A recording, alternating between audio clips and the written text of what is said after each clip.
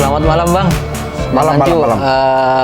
Kita mungkin ketemu malam ini sekedar melanjutkan diskusi yang biasa kita laksanakan di malam-malam sebelumnya Bang.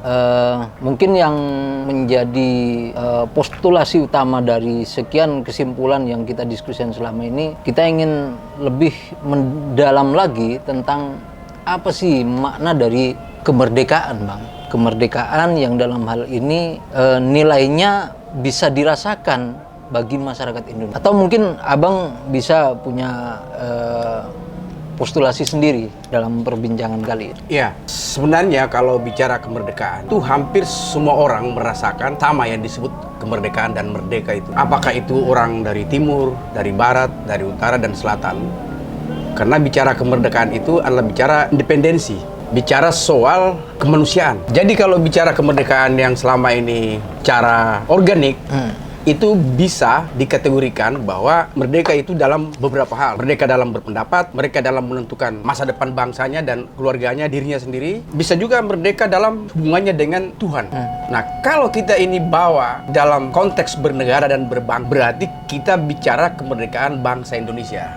Ya. Nah, Indonesia ini semua orang tahu bahwa merdeka pada tanggal 17 Agustus 1945. Kita sudah 75 tahun sekarang Bang. Nah, 75 tahun inilah yang kita harus perbincangkan secara serius. Kalau ini manusia, berarti sudah matang betul ini orang nih.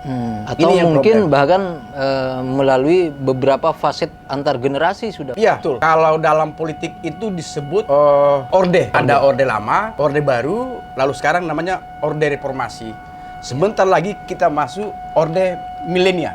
Ya. Berarti sudah 4 ini yang 3 yang terselesaikan, 1 lagi milenial. Nah, ini yang menurut saya ini yang harus dibuka mata hati oleh seluruh bangsa Indonesia soal kemerdekaan ini. Iya. Kalau saya boleh meminjam kata-kata Bung Karno, tokoh proklamator kita, beliau dengan tegas menyatakan bahwa tugas saya telah selesai. Saya antar bangsaku, bangsa Indonesia ke pintu gerbang kemerdekaan.